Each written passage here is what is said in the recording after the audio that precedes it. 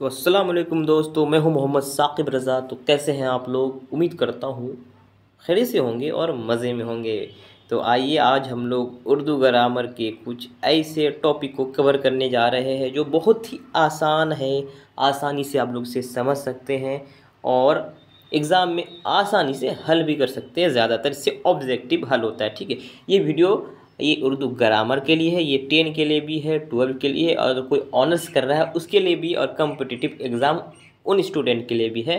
तो कन्फ्यूज़ ना हो, कोई भी इस वीडियो को देख सकता है। तो वीडियो स्टार्ट करने से पहले मैं आप लोग को बता दूं, अगर आप लोग हमारे इस चैनल पर पहली बार विजिट किए हैं तो हमारे चैनल को कर ले सब्सक्राइब, क्योंकि आपको इस तरह का वीडियो मिलते रहेगा हर दो दिन।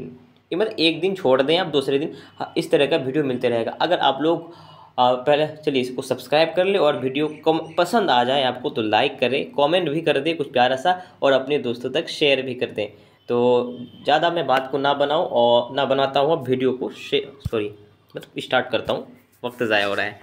तो आज मैं आप लोग को पढ़ाने वाला हूँ एक बहुत ही इम्पोर्टेंट टॉपिक, जिससे ज़्यादातर स्टूडेंट कंफ्यूज रहते हैं, लेकिन ये टॉपिक बहुत ही आसान है और घर के भाषा में मैं आप लोग को समझाऊंगा। ठीक है, तो परेशान ना हो, करता हूँ मैं वीडियो को स्टार्ट। तो पहले लेता हूँ सवाल, हम सूरत अल्फाज किसे कहते हैं? हम का मतलब होता है एक जैसा।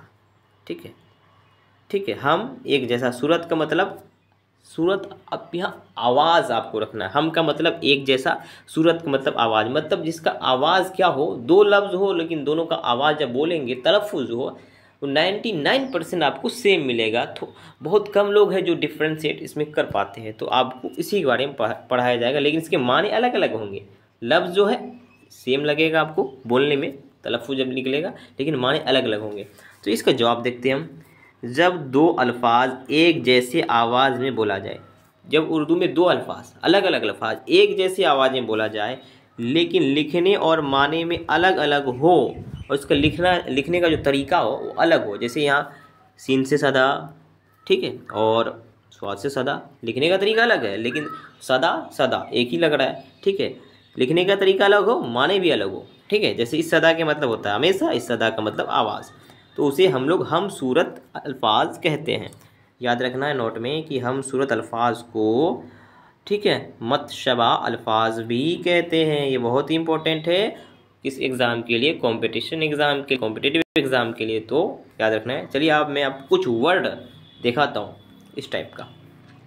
ओके, चलिए बेहतर है, स्टार्ट करता हूँ।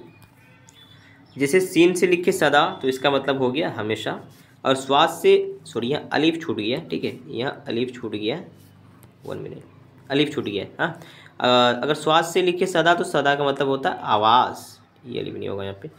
ये सदा का मतलब स्वाद से आवाज़, और सीन से सदा लिखे मतलब हमेशा। कहते हैं ना सदा खुश रहो, मतलब हमेशा खुश रहो। और कहते हैं कि सदा, मैं वहाँ गया तो कुछ सदा आ रही थी, मतलब आवाज़ आ रही थी। बोलने में एक ही जैसा है, सदा सदा, लेकिन लिखने का तरीका अलग है। सीन से लिखा गया, स्वाद से लिखा गया, और इसके माने भी अलग हैं। देख लें, इस सदा का मतलब हमेशा, इस सदा का मतलब आवाज़। ऐसे में कुछ वर्ड आप लोग को दिखा रहा हूँ, ठीक है, इससे एग्जाम में ऑब्जेक्टिव आता है।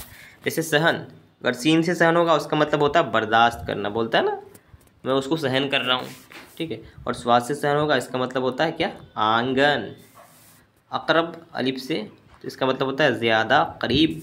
और अकरब ऐन से अगर लिखा जाए तो इसका मतलब होता है, मिनट, इसका मतलब होता है बिच्छू।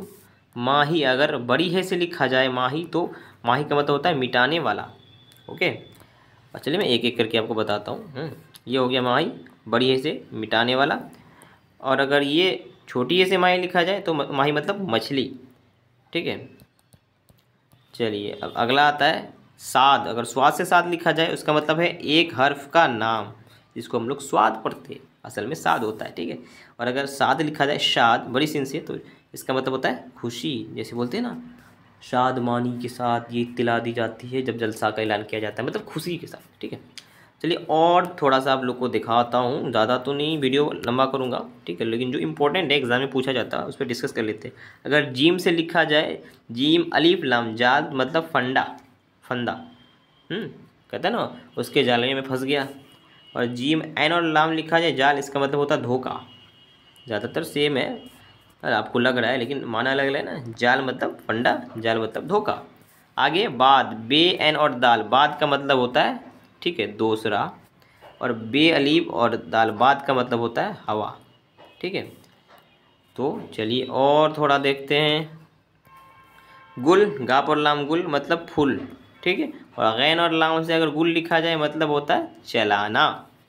ओके, चलिए आगे बढ़ता हूँ। बाग मतलब बागीचा, ओके। गैन से अगर बाग से लिखा जाए, बाग का मतलब लगाम, ओके। हलाल, ठीक है, अगर छोटी ए से लिखा जाए, हलाल का मतलब होता है चांद, और अगर बड़ी ए से हलाल लिखा जाए इसका मतलब होता है जायज़, बोलता है ना ये खाना हलाल है, ये पैसा हलाल का है, मतलब जायज़ का है, अच्छे काम करके कमाया गया है। ओके, चलिए और थोड़ा सा देखिए, कुछ वर्ड है जैसे अर्ज़। अर्ज़ का मतलब क्या होता है, ज़मीन। यहाँ अलीफ रे और ज़्वाद है, अर्ज़ मतलब ज़मीन है। यहाँ एन रे और ज़्वाद है, और इस अर्ज़ का मतलब होता है जोड़ा, जैसे शादी का जोड़ा, ठीक है। बे एन सॉरी एन बे और दाल, अब्द का मतलब होता है बंदा, और अलीफ बे दाल अब्द का मतलब होता है हमेशा, जैसे बोलते हैं अब्दुल्ला, ठीक है। अब्दुल्ला का मतलब क्या होता है मैं आपको थोड़ा सा बता दूँ अगर आ गया है तो। देखिए एन बे दाल प्लस अल्लाह, जब दो वर्ड को जोड़ते हैं तो हमारा बनता है अब्दुल्ला। अब्द का मतलब होता है बंदा, और अल्लाह का मतलब अल्लाह। अब्दुल्ला का मतलब क्या हो गया, अल्लाह का बंदा। तो जिस अगर कोई ऐसे शख्स वीडियो देख रहे जिसका नाम अब्दुल्ला है, तो उसको उसके मतलब उसका नाम का माने पता चल गया होगा कि अब्दुल्ला के माने क्या होता है, अल्लाह का बंदा, ठीक है। अब आते हैं बाज, बे एन और ज़्वाद से बाज होगा तो मतलब कुछ, और बे अलीफ और जे से बाज होगा तो मतलब है एक परिंदा का नाम, बाज तो सुने होंगे। आगे मारका, मारिका मतलब निशानी, ठीक है, और मीम एन अगर लिखा है, मीम एन से मारिका है, ठीक है, यहाँ रे से अलिफ से, तो मारिका मतलब लड़ाई, ठीक है। अब आता है हमारा समा। समा, समा मतलब होता है सुनना, और ये समा मतलब होता है महफिल समा, मतलब ये आसमान, ठीक है, ये वो महफिल वाला समा हो गया, ठीक है। अब आते हैं हम लोग थोड़ा और, चलिए 2-3 वर्ड बच गया देख लेते हैं। जन, जे से जन मतलब औरत, और जन ज़्वाद से मतलब जो से जन मतलब होता है गुमान, ठीक है।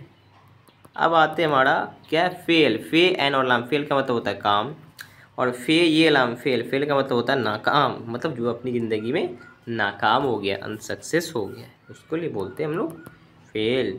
ये वाला फेल एग्ज़ाम में जो फेल होता है वो वाला, ठीक है।